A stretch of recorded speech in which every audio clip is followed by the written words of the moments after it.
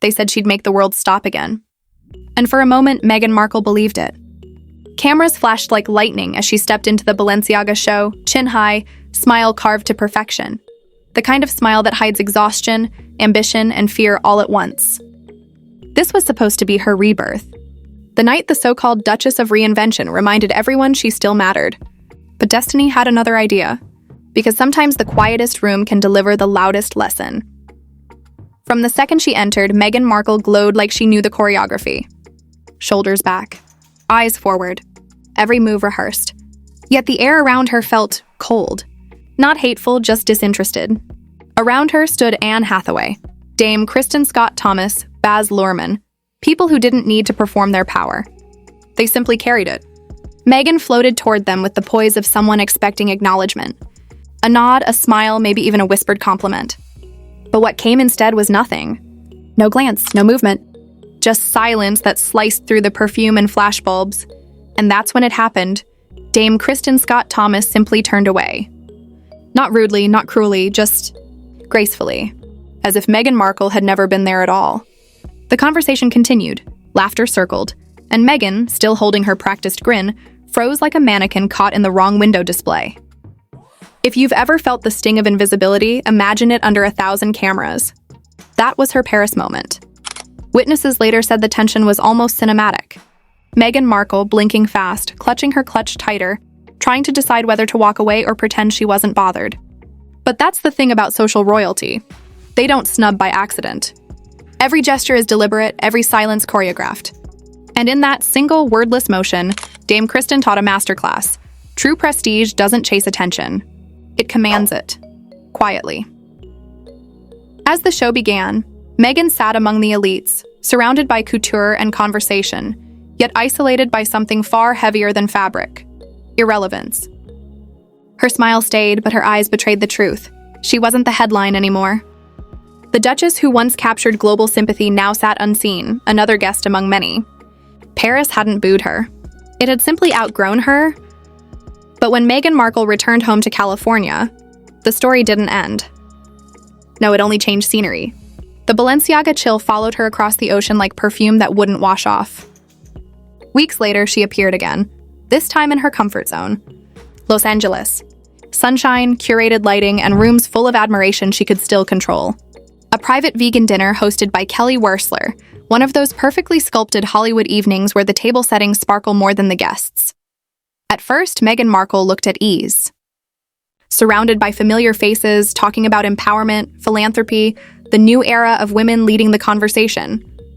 But then the temperature shifted. Emma Grede walked in, calm, poised, self-assured. The CEO of Good American, the silent architect behind Skims. A woman whose presence doesn't demand attention but naturally draws it. From the moment Emma Grede took her seat, eyes turned. Conversations leaned. Laughter suddenly revolved around her, Meghan noticed. Of course she did. And she tried, politely, to reclaim the spotlight, sliding in a few well-timed mentions of her foundation, her projects, her brand of empowerment. But before the sentence could finish, Emma interrupted. Not harshly, not arrogantly, just naturally. The kind of interruption that happens when the room instinctively gives the floor to someone who has nothing to prove. And just like that, Meghan Markle dimmed again. It was subtle. No insults, no drama, no headlines. Just a quiet rearranging of hierarchy. The star of her own narrative suddenly realizing she's no longer the center of someone else's. Those in attendance described it as elegant discomfort.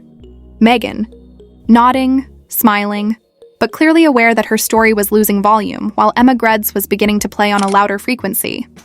And the real twist came later. Word spread through Beverly Hills faster than champagne bubbles. Emma Grede had just been named the new U.S. ambassador for the King's Foundation. Yes, that king. The very institution Meghan Markle spent years criticizing, exposing, escaping. The irony dripped like gold in candlelight. The woman who unintentionally outshone her at dinner was now shaking hands with the crown she'd walked away from.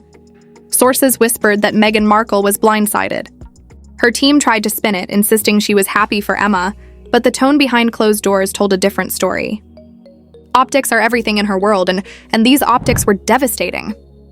While Emma Grede was being celebrated as modern, respected, and drama-free, Meghan was becoming the cautionary tale of overexposure.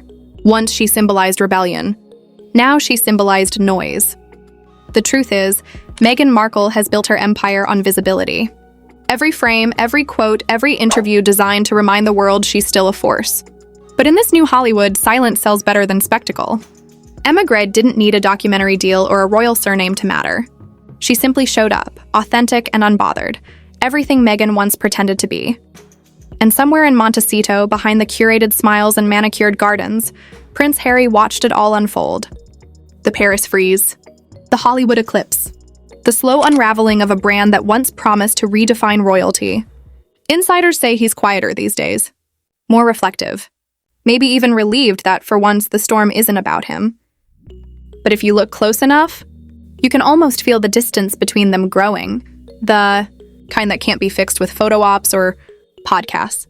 Because what started as a love story has begun to look like a PR, partnership, meetings, strategies, smiles, rehearsed as tightly as their press releases. And the saddest part? Meghan Markle still performs as if the world is watching, when in truth, it's already turned the page. The cameras flash. The crowd murmurs. But this time, nobody's waiting for the Duchess. She walks in, radiant, beautiful, but unnoticed. A woman once chased by the spotlight, now learning what it feels like when the light moves on. And maybe that's the cruelest truth of all. Not being hated, not being canceled, but being quietly ignored. Because fame doesn't always end with flames. Sometimes it just fades, slowly, elegantly, until even your reflection starts to look like a stranger. The silence from Paris and the whispers from Los Angeles had done more damage than any headline ever could. For the first time, Meghan Markle felt the shift. Not from fame to scandal, but from fascination to fatigue. The world wasn't watching anymore, not out of anger or envy, but indifference. And in Hollywood, indifference is the death of relevance. Still, she smiled. She posed. She walked into every room like the applause would start again. But deep down, she knew. The magic had dimmed. Behind closed doors, those closest to Meghan Markle say she's restless. The endless meetings, the rebranding talks, the new image strategy sessions that feel more like therapy. The podcasts, the foundation updates, the designer meetings, all blending into one long performance that nobody seems eager to watch. Every photo now looks like effort. Every quote sounds rehearsed, and every move seems designed to fix something that can't be fixed. Even Prince Harry can feel it. He doesn't say it, but he feels it. The energy that once bound them, that wild defiance against the crown, now feels more like a business partnership running out of PR campaigns. Insiders whisper that Prince Harry spends long hours alone these days, scrolling through old clips, reading comments, comparing the man he once was to the one staring back from glossy magazine spreads. Once he was the rebel prince, the soldier who walked through war zones and told the press to back off. Now he's the man who left everything for peace, and somehow lost himself in the process. He doesn't blame Meghan, not entirely.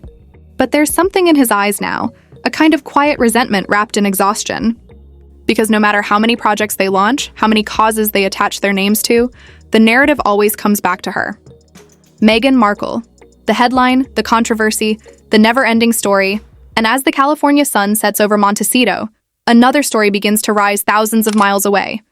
Inside the walls of Buckingham Palace, old conversations are resurfacing. The whispers that once surrounded Prince Andrew are evolving into something far more deliberate, a full cleanup of royal image before Prince William's eventual reign. According to insiders, King Charles has grown tired. Tired of the noise, tired of the interviews, tired of seeing the monarchy's dignity traded for streaming deals and tell-all memoirs. And the word behind palace curtains is one Meghan Markle will not want to hear: Parliament. The idea is simple but devastating. If titles can be stripped from one prince, why not another? Why not both? What started as speculation now sounds more like strategy. Quiet meetings, legal advisors, old courtiers speaking in cautious tones about final resolutions. It's said that Prince William has been the firmest voice in the room, calm but resolute, arguing that the monarchy must close its wounds before the world loses respect entirely. And that means no more half-royals in California living off the royal name. If this plan moves forward, Meghan Markle and Prince Harry could soon face the one punishment that truly stings: erasure. Not public disgrace, not lawsuits or bans, but the quiet official removal of the titles that once gave their rebellion power. No duke, no duchess, Just two people with a Netflix deal and a fading spotlight. The very identity that made them untouchable could vanish with the stroke of a pen. And the irony, of course, is impossible to ignore. The woman who fought to escape the institution might soon realize she only mattered because of it. But Meghan Markle doesn't surrender easily. Those who know her describe a woman preparing for battle. Publicists drafting statements, stylists choosing the next symbolic outfit, photographers on standby for the inevitable, resilient comeback shot. The same playbook, just rewritten for a smaller audience. Because the truth is, she's always known how to survive rejection. She did it in Hollywood. She did it in the palace. And she'll try again in Montecito. The question is, will anyone still care? While she strategizes, Prince Harry reportedly retreats further into his own world, surfing, reading, calling old friends who still remember him as the soldier, not the celebrity. The distance between them grows quietly, politely, behind smiles designed for charity events. And yet sometimes in the rare candid moments caught by long lenses, there's a look, not anger, not regret, but melancholy. The look of a man realizing that the rebellion he joined for love might have cost him the very peace he wanted to find. Meanwhile, Emma Grede thrives. Her partnership with the King's Foundation becomes a media success. Photos of her at palace events circulate with glowing headlines. Modern vision, global future. The same words once written about Meghan Markle now belong to someone else. And in the rare moments she sees those images, you can imagine Meghan's heart tighten just a little. Because fame doesn't just fade, it transfers. Someone always replaces you. Someone always smiles a little brighter, speaks a little calmer, plays the game a little smarter. The most haunting part of all is the symmetry. The story started with Meghan Markle walking into rooms expecting everyone to pause. It ends with her walking into rooms where nobody does. Paris ignored her. Hollywood outshined her. And now London is preparing to officially forget her. Not out of malice, out of mercy. The world has moved on, and yet in that quiet, something almost poetic emerges. Maybe this is what Dame Kristen Scott Thomas saw that night in Paris, the inevitability of silence. The truth that real power never begs to be seen. Meghan Markle, once the architect of her own spotlight, now stands beneath a dimmer bulb, searching for the glow that once defined her. Every smile looks practiced, every appearance feels like an audition for relevance. But perhaps the final act isn't humiliation, it's revelation. Because when the noise fades and the world stops listening, the performance ends. The Duchess, the actress, the brand, all peel away until only Meghan, the woman, remains. And maybe in that silence, she'll finally face the question she's spent years avoiding. Who is she when nobody's watching? So as the lights dim and the cameras turn elsewhere, she still stands, poised, polished, but unseen. Around her, laughter carries from tables that once would have fallen silent for her arrival. The applause she once commanded has become background noise for someone else's success. And somewhere, across the ocean, the palace watches. Not with anger, but with closure. Because in the end, every empire built on attention eventually collapses under the weight of its own reflection. Meghan Markle didn't lose her crown. She outgrew it, or maybe it outgrew her. And now, the woman who once turned every whisper into a headline is learning the one truth fame never teaches. When the spotlight finally fades, only grace remains.